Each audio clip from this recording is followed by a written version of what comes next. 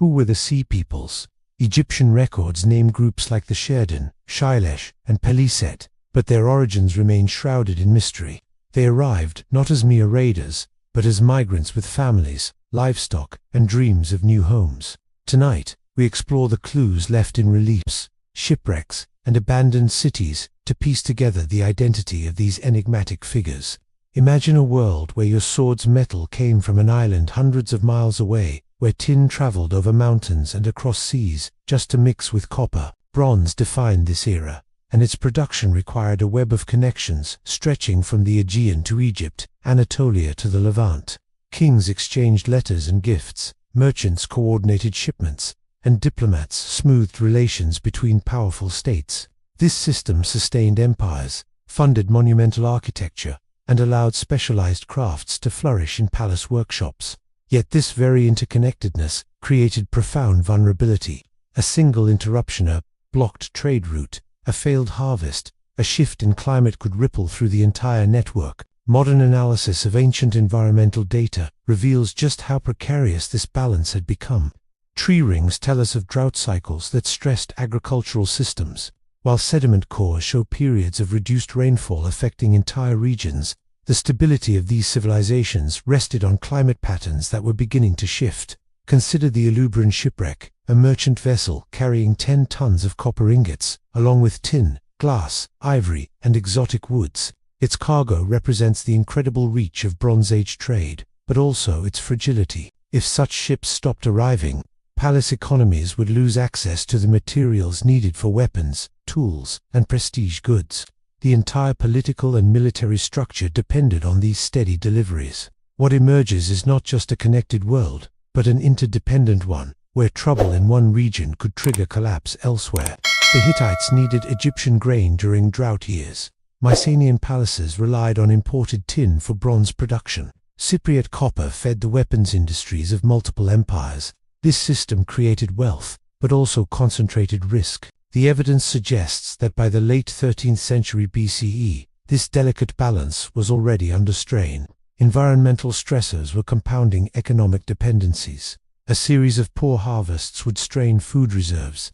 Trade disruptions could cause inflation in critical commodities. The system had multiple pressure points, and they were beginning to show. We see a civilization that had built remarkable complexity but lacked resilience.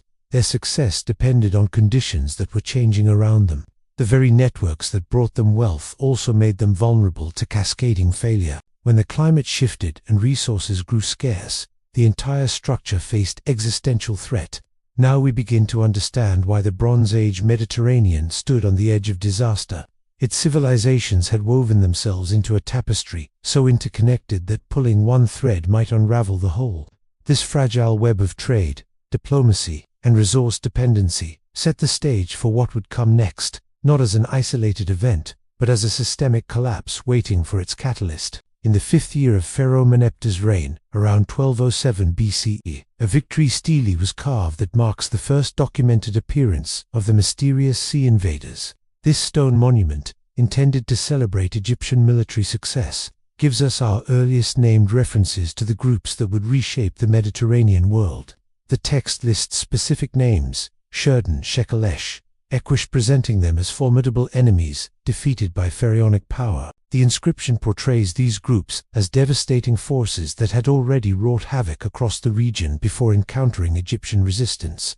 It describes Qanon as plundered, mentions specific cities that had been seized, and includes what scholars recognize as the earliest known reference to Israel in any historical record. This brief mention places Israel among the political entities affected by these disturbances, showing how widespread the disruption had become. Yet, for all its apparent detail, the stele reveals almost nothing about who these people actually were or where they came from. The Egyptian perspective focuses entirely on the pharaoh's military achievements rather than explaining the origins or motivations of these groups. We get names without context, threats without explanation, victories without understanding what was truly being fought over. The monument functions as political propaganda, designed to reinforce the image of pharaonic invincibility rather than provide historical understanding. It presents these mysterious groups as brutal invaders stopped by Egyptian strength, but offers no insight into their culture, language, or homeland. The text emphasizes the scale of their threat, only to magnify the achievement of defeating them.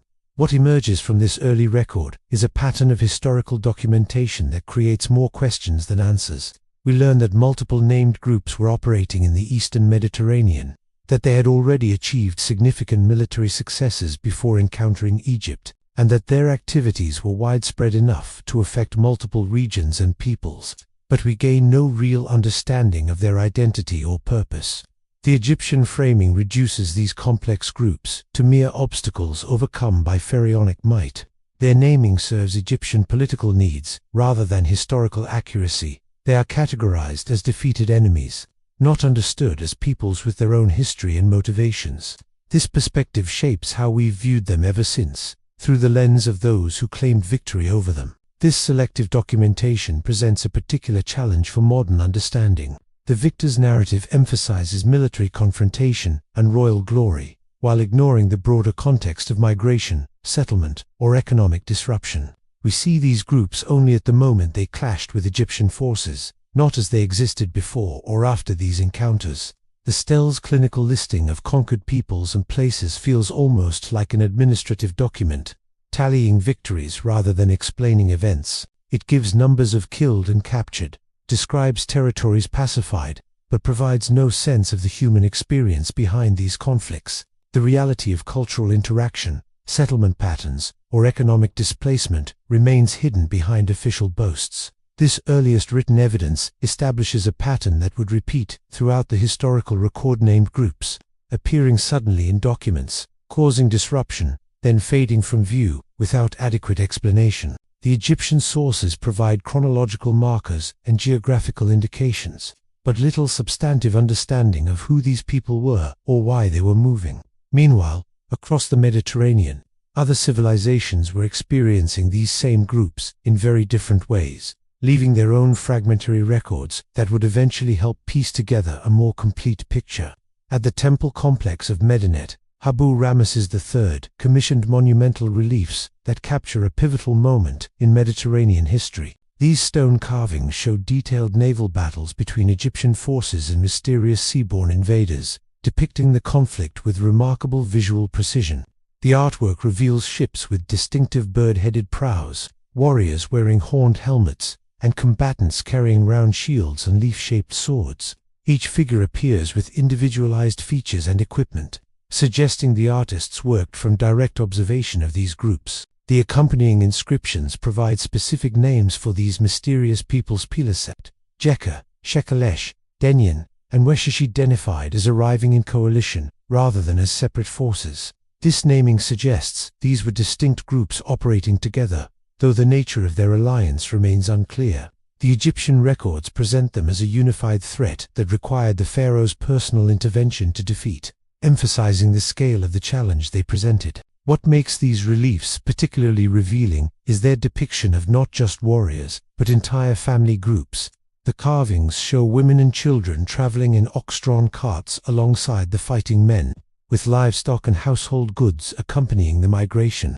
This detail transforms our understanding of their nature. These were not mere raiders seeking plunder, but populations moving with their entire communities, suggesting displacement or migration on a massive scale. The presence of families indicates they sought permanent settlement rather than temporary conquest. Ramesses' inscription claims a decisive victory, stating he hurled the invaders back into the sea so completely that none remained to carry word home. This triumphant language serves obvious propaganda purposes, reinforcing the pharaoh's image as protector of Egypt. Yet the archaeological evidence from the region suggests a more complex reality, with new settlements appearing in coastal areas that correspond to the groups named in these records. The reliefs create a fascinating paradox. They provide incredibly detailed visual information about weapons, clothing, and physical appearance, while revealing almost nothing about the origins or culture of these peoples. We see what they looked like in battle, but learn nothing of their homeland, language, or social organization. The Egyptian artists captured their outward appearance while remaining completely silent about their internal world. This visual documentation presents these groups through the lens of military conflict rather than cultural understanding. The reliefs show them as enemies to be defeated, not as peoples with their own history and motivations. This perspective limits what we can learn about them from these sources, as the Egyptian viewpoint dominates the narrative completely. The Medinet Habu records represent both a valuable resource and a significant limitation in our understanding. They give us names and appearances, but frame everything within the context of Egyptian military success. The actual experience of these migrating groups, their reasons for movement, and their cultural background remain hidden behind the stone propaganda of their opponents. What emerges from these detailed carvings is a story of population movement that the Egyptian sources attempt to frame as simple invasion. The evidence of families and household goods suggests migration under duress rather than voluntary military expansion. The reliefs capture a moment of cultural encounter, but filter it through the needs of state propaganda. Now we must turn from the victor's monumental accounts to the voices of those who experienced these events from the other side, the desperate. Letters and archaeological remains of cities that faced these mysterious arrivals, not as military opponents, but as communities under threat. In the final days of Ugarit, clay tablets capture a civilization's collapse in real time. These administrative records begin with routine matters: grain shipments, diplomacy, trade, agreements, showing a sophisticated city functioning normally. Then the tone shifts abruptly.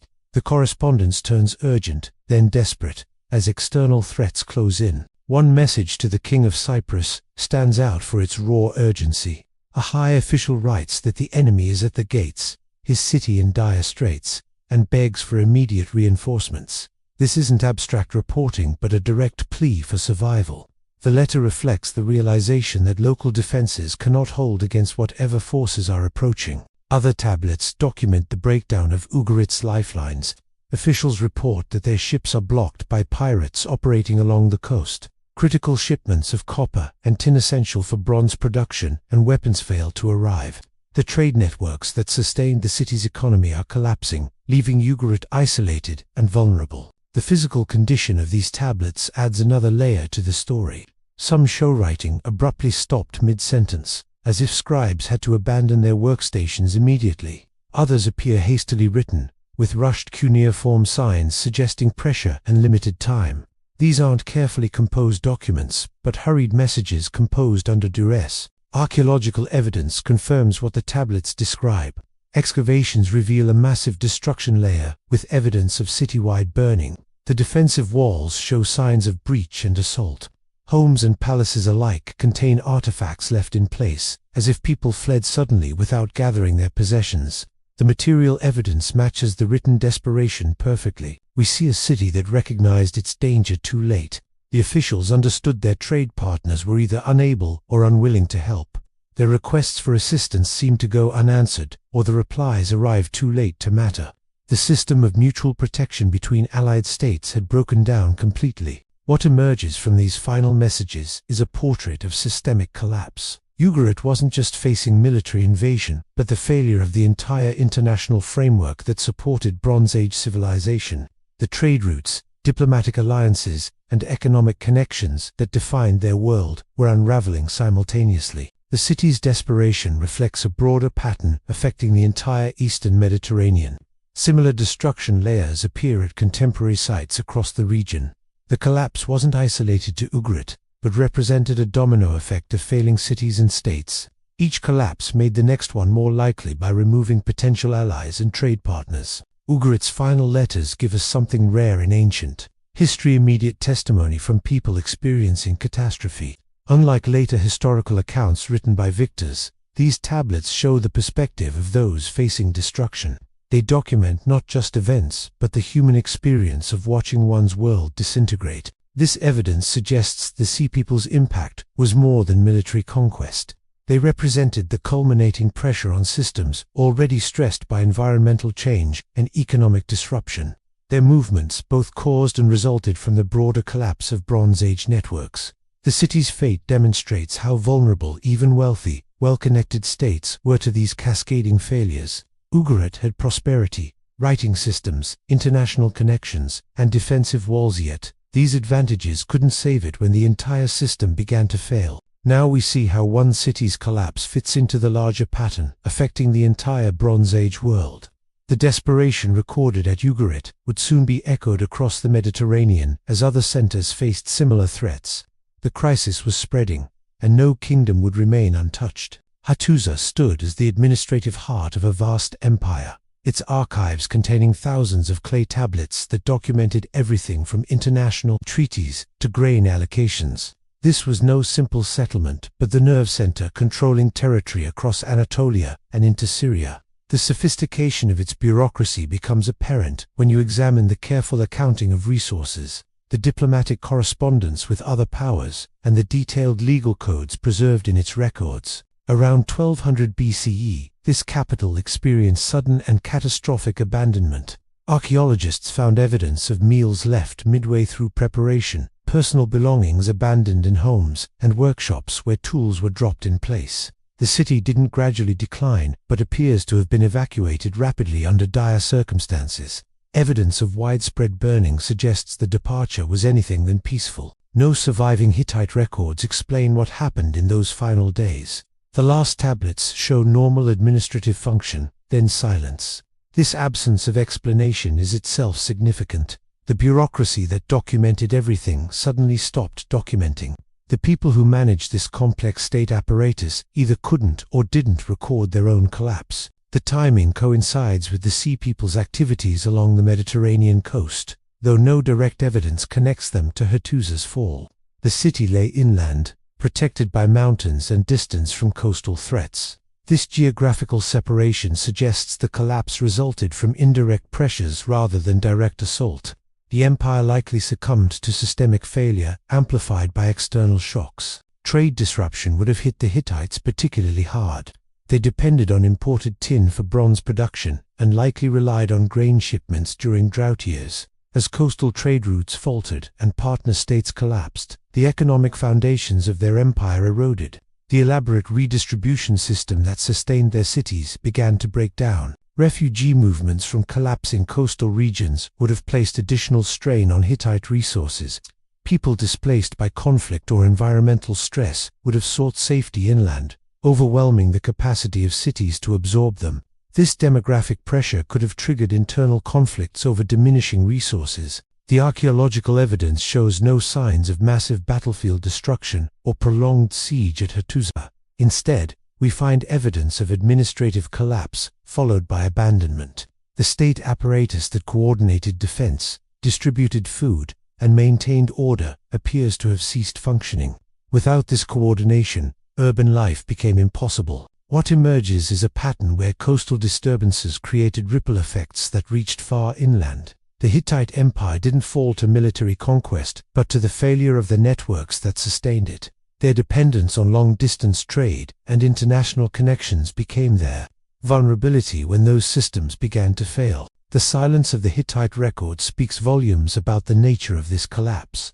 A civilization that documented everything suddenly had nothing more to say. Their meticulous record-keeping ended not with dramatic final statements, but with unfinished business and abandoned documents. This pattern of internal failure triggered by external pressures would repeat across the Bronze Age world. Even the most powerful states proved vulnerable to the disruption of the networks that connected them. The Hittite collapse demonstrates that no empire was too large or powerful to escape the cascading effects of system-wide failure. Meanwhile, across the Aegean Sea, another sophisticated civilization was experiencing its own version of this collapse. The Mycenaean palace centers that had dominated Greece were facing pressures that would ultimately destroy their way of life. Across the Aegean Sea, the Mycenaean world experienced a collapse that would erase centuries of cultural achievement. Cities like Mycenae with its massive stone walls, Pylos with its elaborate palace administration, and Tiryns with its cyclopean architecture had developed sophisticated economies centered on palace control. These centers coordinated agricultural production, managed craft specialization, and maintained extensive trade networks across the Mediterranean. Around 1200 BCE, these carefully built systems came apart with startling speed. Archaeological evidence shows multiple palace centers experiencing destruction by fire within a relatively short period. The burning appears systematic, targeting key structures that housed political power and economic control. Granaries containing vital food stores, armories holding weapons, and administrative buildings preserving records all show evidence of intense, concentrated fires. Distinct ash layers at these sites tell a consistent story of widespread, coordinated destruction. The fires consumed not just individual buildings but entire districts, suggesting organized effort rather than accidental blazes. This pattern of destruction across multiple sites indicates something beyond local conflicts or natural disasters. The targeting of central authority structures points to a fundamental challenge to the existing political order. The collapse erased more than buildings. The linear B-writing system, used for palace administration and record-keeping, disappeared completely from the archaeological record. This syllabic script had documented everything from livestock counts to religious offerings, serving as the memory of the palace bureaucracy. Its disappearance represents the loss of administrative continuity and institutional knowledge. Artistic traditions that had developed over centuries also suffered interruption. The intricate frescoes, elaborate pottery designs, and sophisticated metalwork that characterized Mycenaean culture show a dramatic simplification following the collapse. Technical skills that required specialized training and workshop organization appear to have been lost or greatly reduced in complexity.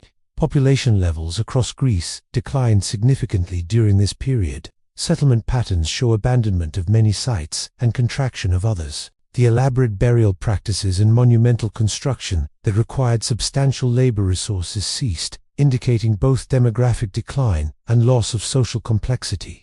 Rural areas saw increased settlement as people moved away from vulnerable urban centers. The timing of this collapse aligns with the movements of the Sea Peoples documented in Egyptian records. While no direct evidence connects specific groups to the destruction of Mycenaean centers, the chronological coincidence suggests these events were part of a broader Mediterranean pattern of disruption. The Sea Peoples may have been both cause and consequence of the widespread instability affecting the region. What emerges from the archaeological evidence is a picture of civilizational reset that affected everyone in the region. The collapse wasn't limited to specific victims, but represented a systemic failure that transformed entire societies. Both those traditionally identified as attackers and those seen as victims experienced profound disruption to their way of life. The Mycenaean collapse demonstrates the particular vulnerability of palace-centered economies to systemic shock. These highly centralized systems depended on careful coordination and redistribution of resources. When the administrative centers were destroyed, the entire economic and political structure collapsed with them. The specialization and complexity that made these societies wealthy also made them fragile. Yet from this destruction emerged unexpected possibilities for cultural transformation. The simplification of society created space for new forms of organization to develop. The Dark Age that followed the collapse, while representing loss in many ways, also set the stage for the development of new political forms in the subsequent Archaic period. Among the disruptions of the Late Bronze Age, one group of Sea Peoples underwent a remarkable transformation from mobile invaders to established settlers.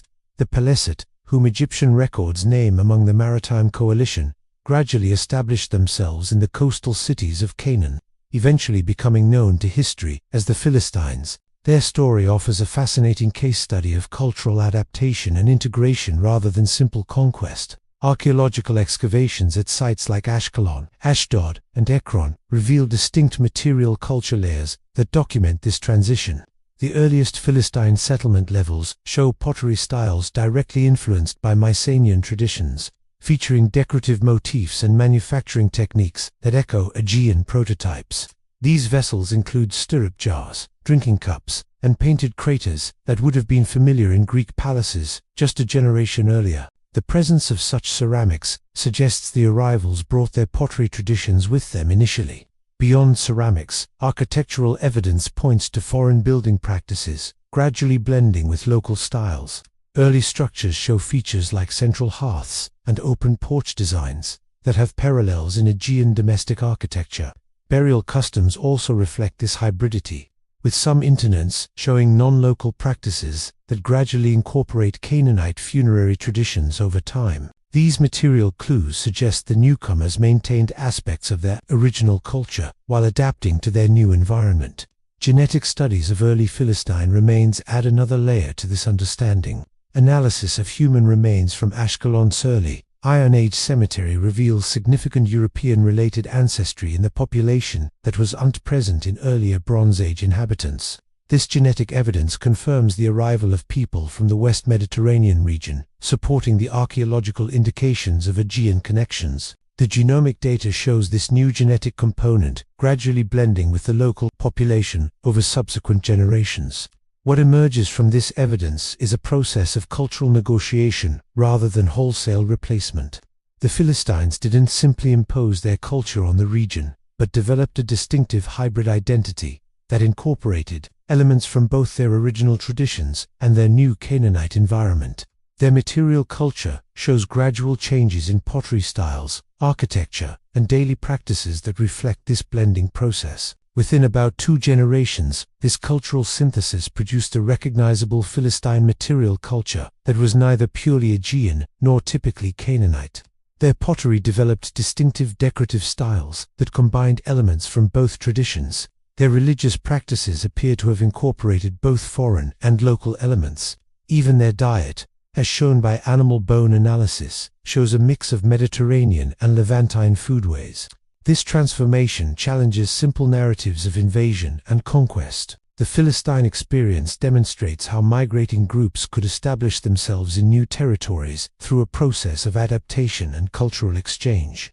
Rather than erasing local traditions, they engaged with them, creating new cultural forms through this interaction. Their success as settlers depended on this ability to adapt and integrate. The Philistine case also complicates our understanding of the Sea Peoples as a whole. If one group could transition from seaborne threat to established population, it raises questions about whether other named groups underwent similar transformations. Their story suggests that what appeared as invasion to Egyptian observers might have been migration and settlement from the perspective of the migrants themselves. This evidence of successful cultural adaptation forces us to reconsider the nature of the Bronze Age collapse. Alongside destruction and abandonment, we must also recognize processes of creation and renewal. The Philistines didn't just contribute to the end of one world. They helped create a new one through their settlement and adaptation to the Levant. Their transformation from sea raiders to settled population shows how crisis could create opportunities for cultural innovation and hybridization. The very disruptions that destroyed the old order created space for new social formations to emerge. The Philistine experience represents one pathway through the collapse, not just as victims or aggressors, but as adapters, who found ways to thrive in changed circumstances. This successful settlement raises broader questions about the diversity of the Sea Peoples coalition and their varied fates across the Mediterranean. The evidence increasingly suggests the Sea Peoples formed not as a unified nation, but as a temporary coalition of diverse groups. Egyptian records list multiple distinct names rather than a single people, indicating they recognize these as separate entities with different identities. The variety of appearances in relief carvings supports this interpretation, showing different helmet types, shield designs, and weapon preferences among the various groups. This visual diversity argues against the idea of a homogeneous population moving under centralized command. Archaeological finds from different sites reveal even more variation in material culture. Weapons show distinctive regional characteristics rather than standardized equipment. Some groups favored certain sword types, while others used different spear designs. Helmet styles range from horned versions to feathered crests to simple leather caps. Shield shapes include both round and rectangular forms, with varying decorative patterns. This material diversity suggests multiple manufacturing traditions rather than a single source. The combination of elements appears in different configurations across sites and representations. A group depicted with horned helmets in one relief might appear with different headgear in another context. Weapons that appear frequently with one named group might be absent from representations of others. These varying combinations further support the idea of multiple distinct groups operating together rather than a unified force with standardized equipment. Linguistic analysis of the names given to these groups also points to diverse origins. The terminology used by Egyptian scribes suggests connections to different language families and geographical regions. Some names appear related to Anatolian languages, others to Greek dialects, and still others to unknown linguistic traditions. This linguistic diversity indicates the groups came from various homelands rather than sharing a common cultural background. What emerges from this accumulated evidence is a picture of disparate peoples forced together by circumstances rather than shared ethnicity or long-standing alliance. They likely formed their coalition in response to the widespread crises affecting the Mediterranean region during this period. Environmental stress, economic disruption, and political instability would have created conditions where different groups found common cause in migration and survival. The coalition probably operated as a loose confederation rather than a tightly organized military force. Different groups may have joined together for mutual protection during their movements, maintaining their distinct identities while cooperating for practical purposes. This flexible organization would have allowed groups to join or leave the coalition as circumstances changed during their journeys. This fragmented identity helps explain why the Sea Peoples left such elusive traces in the historical record. Without a unified cultural identity or centralized political structure, they didn't produce the kind of monumental records that surviving civilizations created. Their temporary coalition left behind material evidence that reflects their diverse origins rather than a coherent cultural package. The coalition model also explains why different groups seem to have followed different paths after the main period of disruption. Some settled in new territories and developed distinct hybrid cultures, like the Philistines in Canaan. Others may have returned to their regions of origin or dispersed into other areas. Still, others might have been absorbed into existing populations without leaving clear archaeological traces. This understanding transforms the Sea Peoples from a mysterious invading force into a reflection of the broader Mediterranean crisis. They represent not a cause of collapse, but a symptom of the widespread dislocation affecting the entire region. Their coalition formed in response to the same pressures that were weakening the established Bronze Age powers. The multi-ethnic nature of the Sea Peoples challenges simple narratives of invasion and conquest. Instead, we see a complex picture of population movement, cultural interaction, and adaptive response to changing conditions. Their story becomes part of the larger narrative of how Mediterranean societies responded to systemic crisis and transformation. This coalition of diverse groups, forced together by circumstance rather than choice, represents one of the most fascinating aspects of the Bronze Age collapse. Their temporary alliance, formed amid widespread disruption, left a lasting impact on the historical record while remaining ultimately elusive in its precise composition and organization. Modern climate science reveals the environmental pressures that made widespread crisis increasingly likely. Tree ring analysis from Anatolian forests shows years of significantly reduced growth. During the late 13th century BCE, each narrow ring represents a year of drought stress, creating a chronological record of environmental hardship.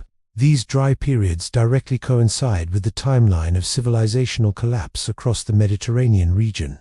Lake sediment cores from the Levant provide complementary evidence of reduced rainfall during this critical period. Layers showing decreased organic material and changed chemical composition indicate periods of water scarcity. These environmental proxies create a consistent picture of climate stress affecting multiple regions simultaneously. The timing of these dry phases matches the archaeological evidence for urban abandonment and population movement.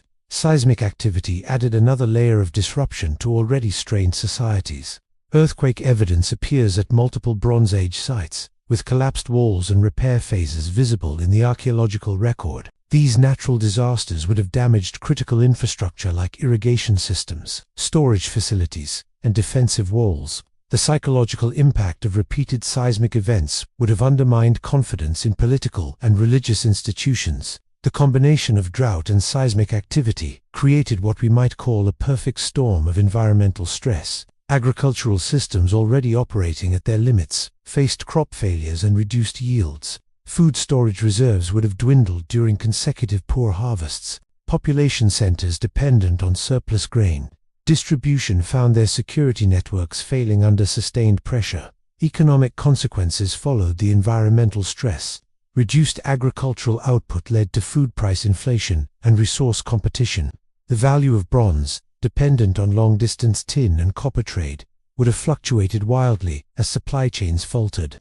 Palace economies that relied on stable resource flows found their redistribution systems breaking down.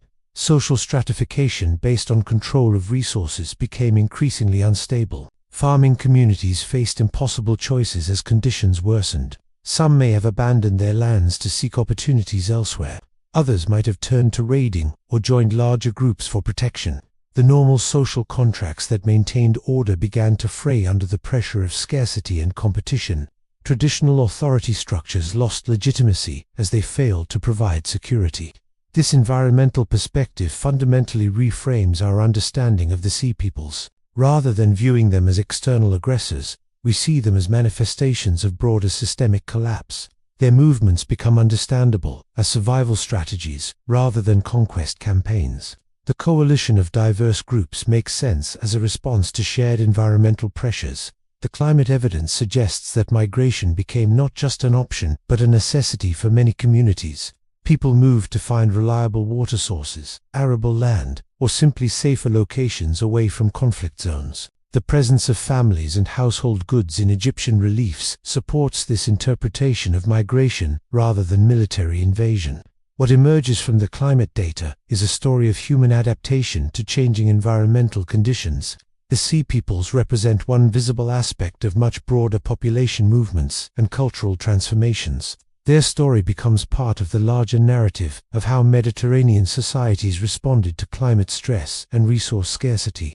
This environmental context helps explain why so many civilizations experienced disruptions simultaneously. The climate patterns affected multiple regions through connected weather systems. The interdependence of Bronze Age states meant that stress in one area could trigger cascading effects across the network. The entire system proved vulnerable to environmental pressures.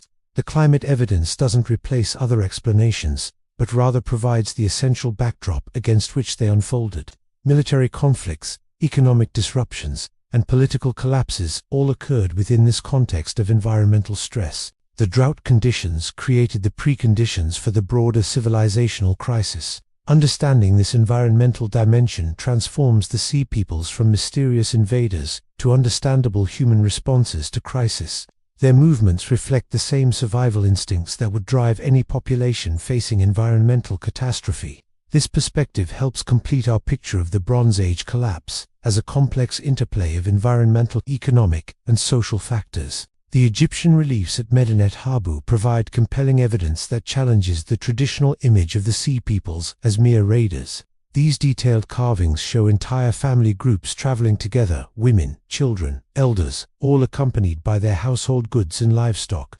They transported their possessions in ox-drawn carts, suggesting they brought everything they owned rather than traveling light for quick raids. This visual evidence points toward migration and resettlement rather than short-term plundering expeditions. The presence of domestic animals particularly contradicts the raider narrative. Goats, sheep, and cattle appear in the reliefs, moving alongside the human travelers. These animals represent sustained subsistence needs rather than temporary campaign supplies. Raiders might bring pack animals, but they wouldn't transport breeding stock or dairy animals intended for long-term settlement. The inclusion of these creatures suggests plans for establishing new communities rather than quick strikes for loot. Environmental evidence helps explain why such large-scale movement became necessary. Tree ring data shows periods of severe drought that would have devastated agricultural communities. Lake sediment analysis confirms reduced rainfall during the critical period when these movements occurred. Farming populations facing successive crop failures would have faced the choice between starvation and migration. The movement of entire communities becomes understandable as a survival strategy rather than an aggressive choice. These displaced groups likely banded together for protection during their journeys. Traveling through unfamiliar territories would have required defensive organization. Their military appearance in Egyptian art helmets, shields, organized formations may reflect this need for self-protection rather than offensive intentions. When threatened or blocked from settlement areas, these defensive preparations could quickly turn into military engagements. The diversity of groups within the coalition supports this interpretation of mixed motivations. Different peoples joining together suggests shared circumstances rather than shared military objectives. Some groups may have sought peaceful settlement, while others adopted more aggressive approaches. Their temporary alliance likely formed out of practical necessity rather than ideological unity. What emerges is a complex picture of people responding to catastrophic circumstances. The environmental and economic collapse of the Late Bronze Age created conditions where normal life became impossible in many regions. Migration offered one possible response to these crises, though it often led to conflict with established populations. The military aspects of these movements may have developed as reactions to resistance rather than as initial intentions. This reframing transforms our understanding of the Sea People's impact on the Mediterranean world. They appear less as external aggressors and more as participants in a broader pattern of disruption and adaptation. Their movements both contributed to and resulted from the collapse of the existing order. The conflicts they engaged in represent the difficult encounters between established populations and displaced communities seeking new homes. The eventual settlement of some groups, particularly the Philistines in Canaan, demonstrates how migration could lead to successful cultural adaptation.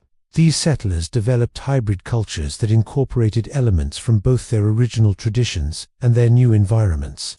Their successful establishment suggests that given the opportunity, many of these groups sought stability rather than continued conflict. This perspective invites us to consider the human experience behind these historical events. The families shown in Egyptian reliefs were real people facing unimaginable challenges. Their decisions to abandon homelands and risk dangerous journeys reflect the severity of the crises they faced.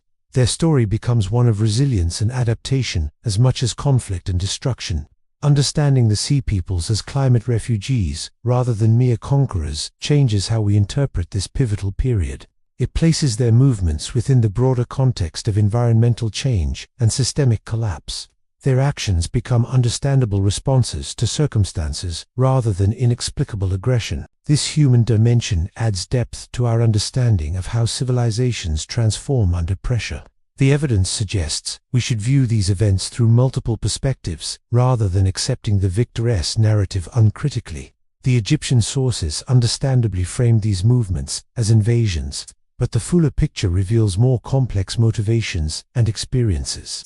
This complexity reminds us that history often contains multiple truths depending on one's perspective. Some theories propose that certain Sea Peoples groups originated from the Balkan region, bringing new genetic and cultural elements into the Mediterranean world during the collapse.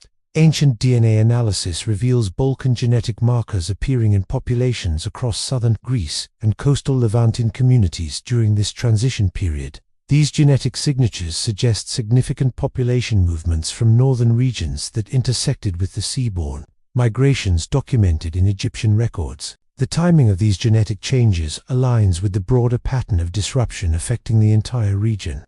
Greek traditions mention Dorian migrations into the Peloponnese following the Bronze Age collapse, which may represent one component of these Balkan movements. Archaeological evidence shows distinct cultural shifts in settlement layers, with new architectural styles, burial practices, and pottery traditions emerging in areas previously dominated by Mycenaean culture. These material changes suggest the arrival of populations with different cultural backgrounds and technological traditions. The alignment of these archaeological shifts with the timeline of Sea Peoples' activity suggests possible connections between these phenomena.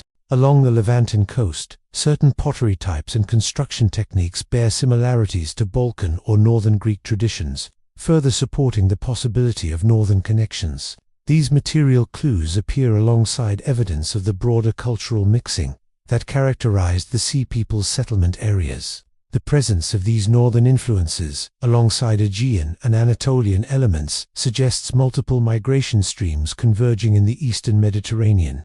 However, the evidence remains inconclusive regarding a single point of origin for all Sea Peoples groups. The Balkan theory represents just one piece of a much larger puzzle, involving multiple population movements from different directions.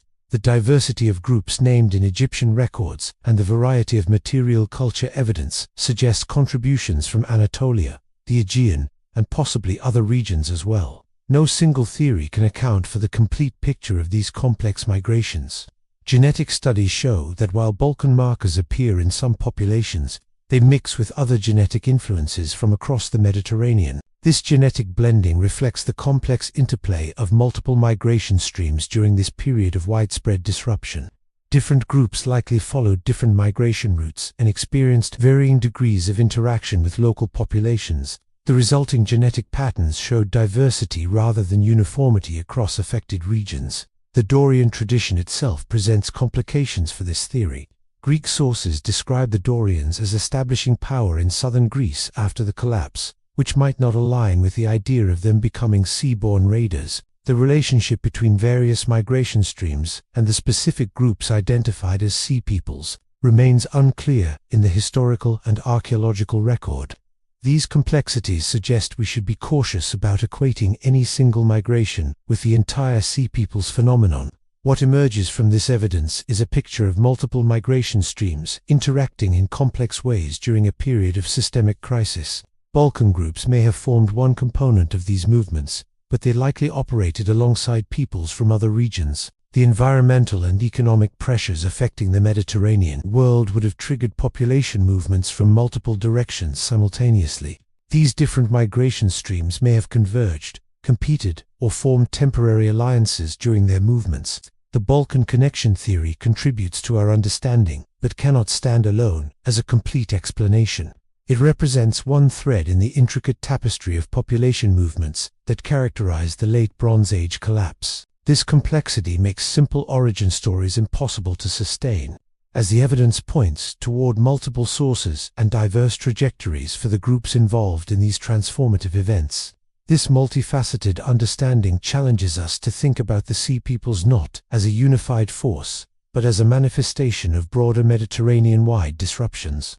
Different groups responded to similar pressures in different ways, with some choosing migration as their survival strategy. The resulting movements created complex patterns of cultural interaction and genetic mixing that transformed the region permanently.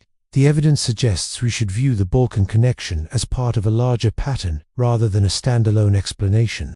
Multiple migration streams from various regions interacted during this period of crisis, creating the complex phenomenon we call the Sea Peoples. This understanding helps explain the diversity of evidence and the difficulty in pinpointing simple origins for these mysterious groups. The Bronze Age economy operated on a system of essential dependencies, with copper mined primarily on Cyprus and tin, arriving from distant, often mysterious sources. These metals traveled established routes across mountains and seas to reach the palace workshops, where bronze, the strategic material of the age, would be produced. This was not optional trade, but mutual reliance, a web of connections that sustained military power, economic activity, and social prestige across multiple civilizations. When these trade routes faltered, the entire system began to unravel. The disruption could come from multiple directions: piracy along coastal shipping lanes, blockades at critical ports, or political instability in regions that controlled key resources. The clay tablets from Ugarit and Pylos revealed desperate administrative efforts to maintain these lifelines, organizing convoys, requesting naval escorts, pleading for assistance from allies. These efforts ultimately failed as the networks collapsed under sustained pressure. Consider the Uluburan shipwreck, its cargo representing the incredible value and diversity of goods moving through these networks. 10 tons of copper ingots, alongside tin, glass, ivory, and exotic woods, demonstrate the scale and complexity of Bronze Age trade. Each successful voyage reinforced the system's interdependence. Each failed journey weakened the entire structure. The loss of such shipments meant more than temporary inconvenience. It threatened the economic foundation of entire civilizations. Palaces lost access to the materials essential for maintaining their power structure. Bronze production halted without steady tin and copper supplies, crippling military capabilities and tool manufacturing. The palace-based redistribution systems that organized craft specialization and resource allocation could not function without these incoming goods. Aristocrats lost their economic basis for power. Artisans found themselves unemployed, and the entire social hierarchy began to fracture. What emerges is a picture of economic interdependence, creating profound systemic vulnerability.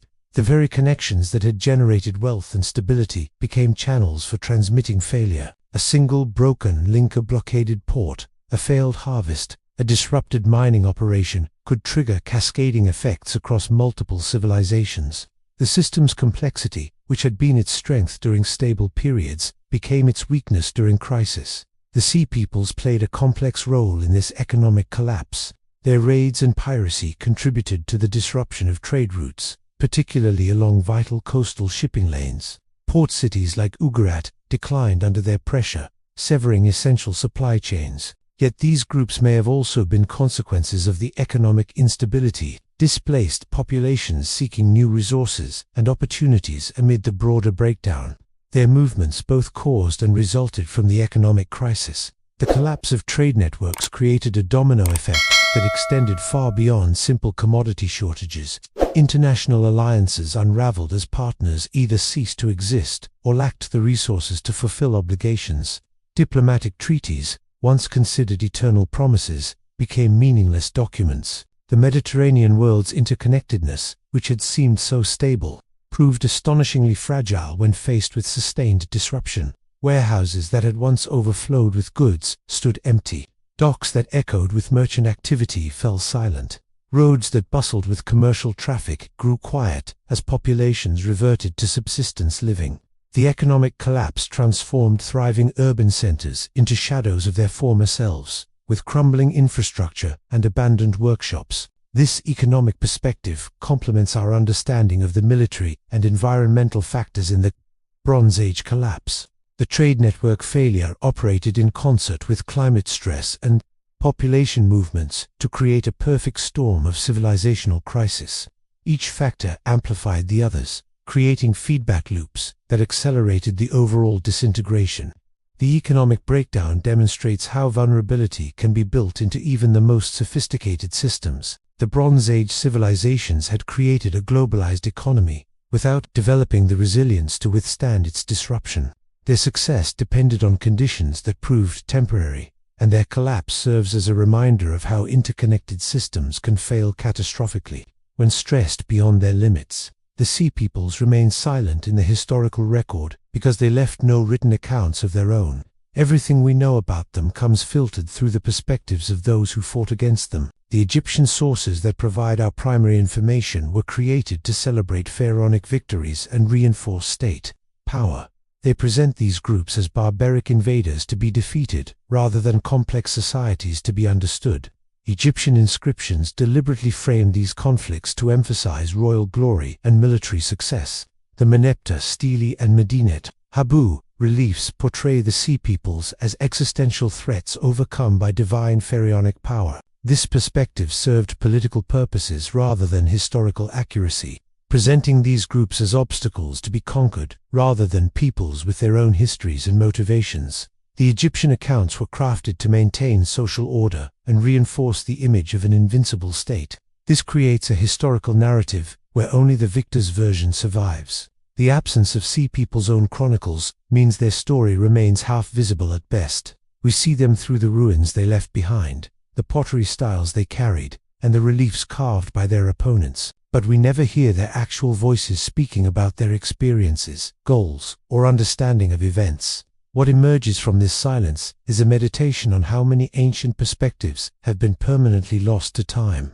Countless cultures and peoples have vanished without leaving written records, their stories known only through how their enemies described them. History becomes not what actually happened, but what evidence happened to survive, creating inevitable gaps and biases in our understanding. The Egyptian sources must be understood as propaganda rather than objective reporting. They likely exaggerated the threat posed by the Sea Peoples to make pharaonic victories appear more significant.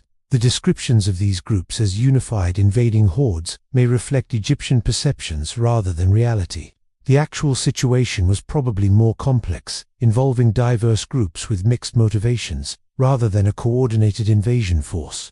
This perspective-dependent history challenges our ability to reconstruct what actually occurred. We must constantly question how our sources shaped their narratives and what purposes they served. The Egyptian accounts provide valuable information but require critical analysis to separate factual content from political messaging. Their framing of events reflects their worldview rather than objective reality.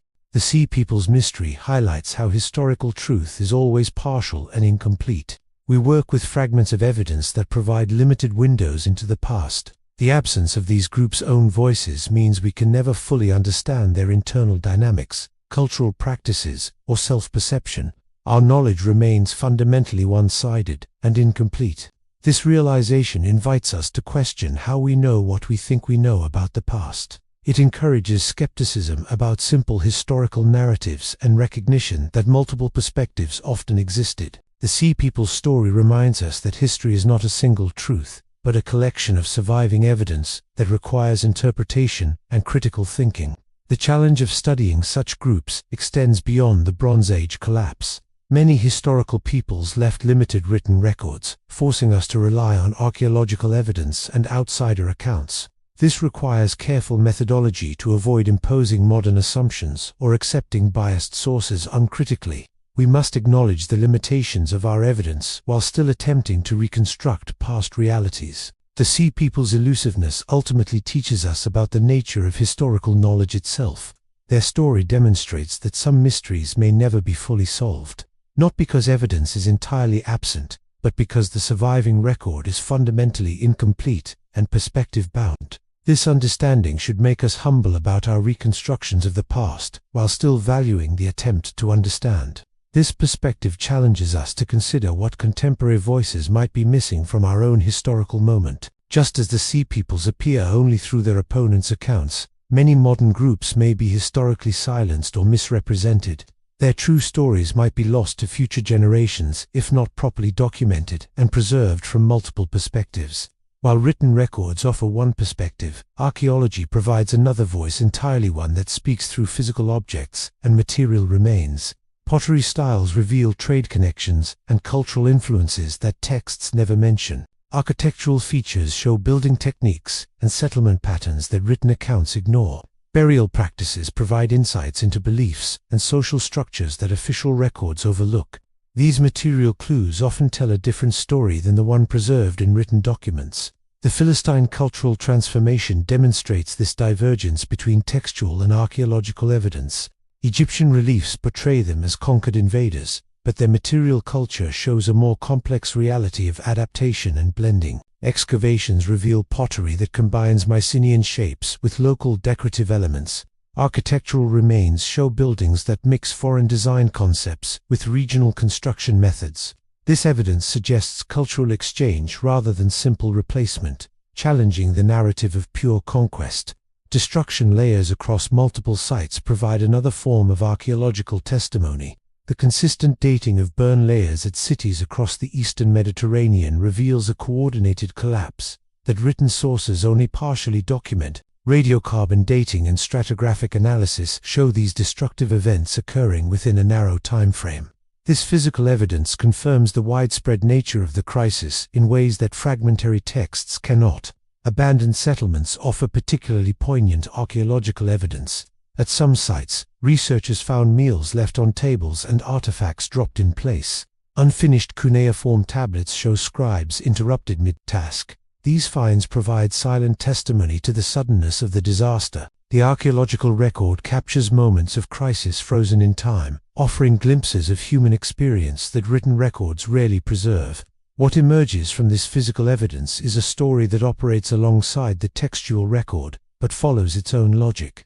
Archaeology provides chronological anchors through scientific dating methods that often prove more reliable than historical chronologies. Material evidence can be directly analyzed and reanalyzed as techniques improve, while texts remain fixed in their original form. This gives archaeology a unique ability to correct and complement our understanding. The archaeological record also gives voice to people who never wrote their own history. While Egyptian scribes documented the Sea Peoples as military opponents, archaeology reveals their domestic lives, craft traditions, and settlement patterns. We learn about their cooking practices from hearth remains, their economic activities from workshop debris, their daily routines from household artifacts. These details create a more complete picture than the military-focused written accounts. Material evidence helps correct the biases inherent in written sources. The Egyptian portrayal of the Sea Peoples as unified invaders contrasts with archaeological evidence showing diverse material cultures and adaptive behaviors. The reliefs emphasize conflict while excavations reveal settlement and integration. This physical evidence provides balance to the one-sided historical narrative, revealing complexities that texts deliberately or accidentally obscured. Archaeology's silent testimony reminds us that history consists of multiple overlapping stories. The material record provides perspectives that written sources cannot offer, particularly for groups who left no texts of their own. By studying both types of evidence together, we gain a more nuanced understanding of the past. The physical remains ground our interpretations in tangible reality, offering checks against the biases and limitations of textual accounts. This archaeological perspective ultimately enriches our understanding of the Sea People's phenomenon. It transforms them from abstract enemies in Egyptian propaganda into real communities facing challenges and making choices. Their material legacy shows adaptation, resilience, and cultural creativity alongside the destruction documented in texts. This more complete picture emerges only when we listen to archaeology's silent testimony alongside the written record. The Bronze Age collapse left such a profound imprint on Mediterranean cultures that its memory persisted for centuries, transformed into foundational myths and cultural narratives. Greek traditions spoke of a heroic age that ended in catastrophic destruction and mass migration, preserving distorted echoes of actual historical events in poetic form. These stories became part of the cultural fabric, shaping how later generations understood their past and their identity. The collapse established a clear dividing line between what came before and what emerged after, the boundary that defined historical consciousness across multiple civilizations. In Israelite tradition, the Philistines became archetypal enemies, representing foreign threat and cultural opposition. Biblical accounts portray them as formidable adversaries whose presence tested Israel's identity and faith. This cultural memory transformed the historical Philistines, the Peleset of Egyptian records, into symbolic figures, representing external challenges to be overcome. The persistence of this portrayal across generations shows how catastrophic events become embedded in cultural identity, serving specific narrative purposes within the community's self-understanding. Egyptian records continued mentioning Sea Peoples groups long after the main events, demonstrating how the trauma of their appearance lingered in institutional memory. Later, pharaohs still referred to these groups as potential threats, even as their actual presence diminished. This ongoing documentation suggests the Sea Peoples had become symbolic of chaos and disruption within Egyptian political ideology. Their memory served to reinforce state power by recalling past victories over existential threats. What emerges from these cultural memories is how catastrophic events shape collective identity across generations. The Bronze Age collapse became a reference point for understanding vulnerability, resilience, and transformation. Different cultures incorporated this trauma into their foundational stories, using it to explain their place in the world and their relationship to others. The memory of collapse served various ideological purposes, from justifying political power to reinforcing cultural boundaries. The Greek conception of a heroic age, followed by a dark period, reflects this process of historical memory formation. Stories of great palaces falling, populations migrating, and skills being lost became part of how later Greeks understood their relationship to the past. This narrative framework helped make sense of the archaeological ruins that surrounded them, the massive stone walls and abandoned tombs that spoke of greater times now lost. The collapse became both explanation and mystery within their historical consciousness. This cultural legacy demonstrates how historical trauma can shape identities for centuries. The memory of the Sea Peoples and the collapse they represented influenced art, literature, and political thought across the Mediterranean world. The experience of system-wide failure became part of the cultural toolkit for understanding risk, vulnerability, and recovery. Later civilizations looked back to this period as both cautionary tale and origin story. The persistence of these memories across different cultures shows how catastrophic events create shared reference points even among diverse societies. Greeks, Egyptians, Israelites, and others all incorporated aspects of the Bronze Age collapse into their historical understanding. Though each framed it according to their particular needs and perspectives, this shared memory created an invisible connection between cultures that had developed distinct identities following the collapse. The transformation of historical events into cultural memory also illustrates how the past is constantly reinterpreted to serve present needs. The actual complexities of the Sea Peoples and the collapse became simplified into archetypes and symbolic narratives. What began as multifaceted historical phenomena became streamlined into stories that served specific cultural functions, explaining origins, justifying territory, or reinforcing identity. This process of memory formation reminds us that history is never simply about what happened, but about how events are remembered and what purposes those memories serve. The Bronze Age collapse became meaningful not just through its immediate impact, but through how subsequent generations chose to remember and represent it. These cultural memories continue to influence how we understand this period today, as we work to separate historical reality from layers of interpretation and myth-making. The endurance of these memories across millennia testifies to the profound impact of the Bronze Age collapse on human consciousness.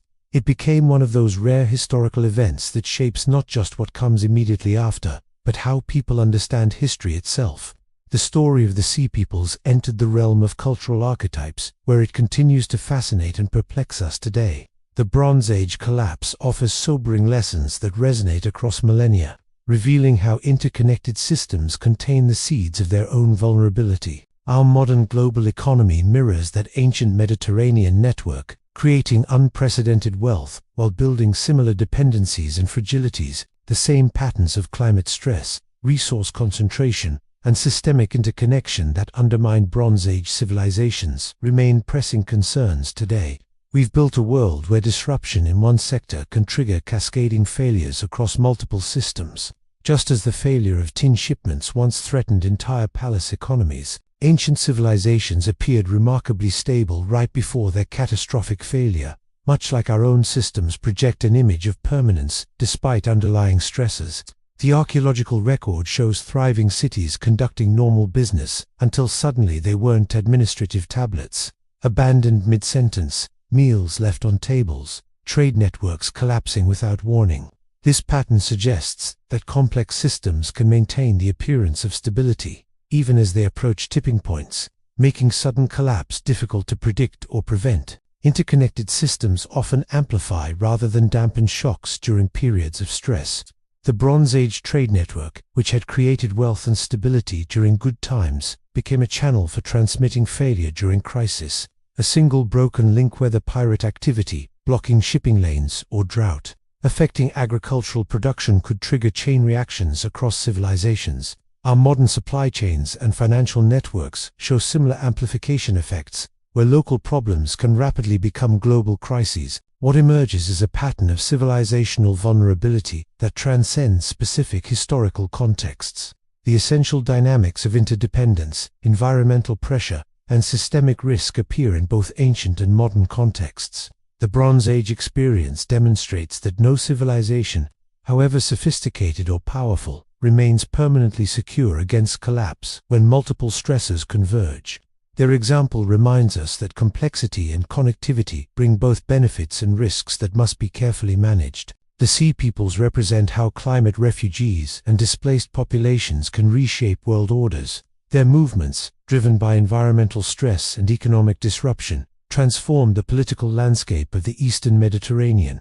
Today, we see similar patterns of population movement driven by climate change, resource scarcity, and political instability. These movements challenge existing systems and force adaptation, just as they did during the Bronze Age collapse. This ancient crisis teaches humility about the fragility of complex societies. The sophisticated administrative systems, international diplomacy, and economic coordination of the Bronze Age couldn't prevent collapse when multiple systems failed simultaneously. Their experience suggests that resilience requires more than complexity. It demands adaptability, redundancy, and the capacity to withstand multiple concurrent challenges. Our historical perspective helps us understand contemporary challenges in deeper context. The patterns visible in the Bronze Age collapse, environmental stress, triggering economic disruption, leading to social unrest and political transformation, remain relevant today. We face similar interconnected challenges involving climate change, resource management, and global economic stability. The ancient example provides valuable insights into how these factors can interact with devastating consequences. The Bronze Age world functioned smoothly when all parts worked in harmony, but proved frighteningly fragile in the face of sudden shocks. Their reliance on essential resources from distant sources created vulnerabilities that mirror our modern dependencies. When trade routes were disrupted by pirates or conflict, the consequences extended far beyond the loss of single commodities to threaten entire economic systems. This historical parallel encourages us to examine our own systems for similar vulnerabilities. It suggests that resilience requires understanding not just individual components, but how they interconnect and depend on each other. The Bronze Age collapse shows that systems that appear robust during stable periods may reveal hidden fragilities when subjected to multiple simultaneous stresses. Ultimately, the story of the Bronze Age collapse teaches that civilizations must balance the benefits of interconnection with awareness of its risks. Their experience reminds us that adaptation and flexibility may be more important than complexity and efficiency when facing unpredictable challenges. The past doesn't predict the future, but it offers valuable perspectives on the enduring challenges of maintaining stability in an interconnected world. Despite decades of research, we still cannot answer the most basic questions about the Sea Peoples. Their exact origins remain unknown, their motivations unclear, their ultimate fate uncertain.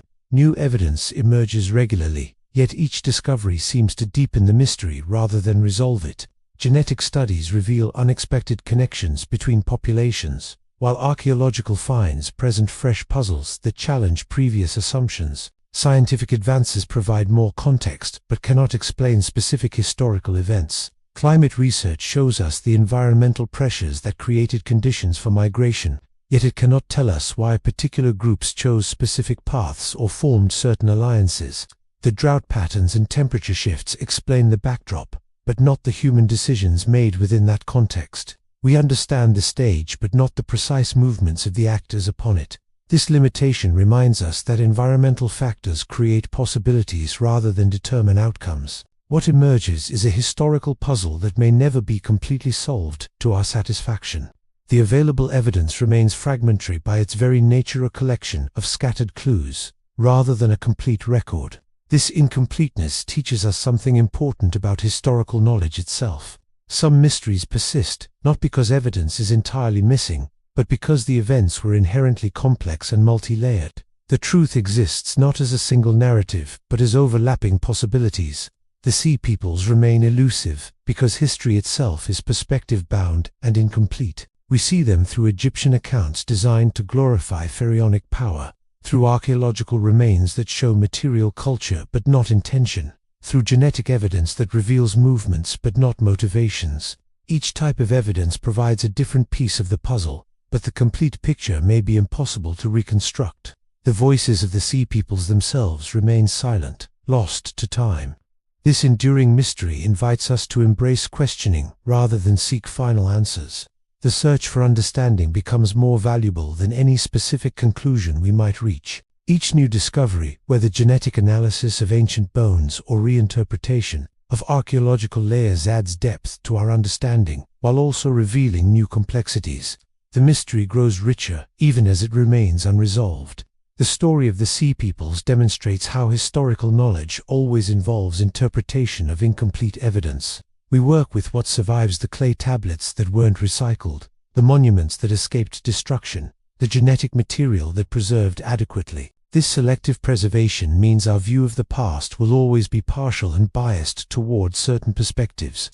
The voices of the powerful and literate survive, while those of migrants and outsiders often fade. This realization should make us humble about our historical reconstructions, while still valuing the attempt to understand. The Sea Peoples challenge us to sit with uncertainty, to accept that some questions may never have definitive answers. Their mystery reminds us that history is not a puzzle to be solved, but a conversation to be continued across generations. Each era brings new methods and perspectives that shed different light on the same enduring questions. The ongoing investigation into the Sea Peoples represents something fundamental about historical inquiry, the perpetual dialogue between what we know, what we can never know, and what we might yet discover. Their story continues to fascinate precisely because it resists simple explanations. This resistance to resolution keeps the conversation alive, inviting each generation to look at the evidence anew and contribute its own insights. What we ultimately learn from the Sea Peoples may be less about their specific identity and more about how we understand history itself. Their enduring mystery teaches us that the past remains open to interpretation, that new evidence can always reshape our understanding, and that some questions are worth asking even when complete answers remain elusive. The search itself becomes the point, the continuous effort to understand our shared human story in all its complexity. The Sea Peoples reveal how climate stress, economic ties, and migration reshape civilizations. Their story reminds us history favors the victor's perspective, silencing others. Consider what remains unknown about our past and whose voices might be missing from today's records. What emerges is a portrait of fragile systems and human adaptation. The collapse shows how interconnected worlds can unravel.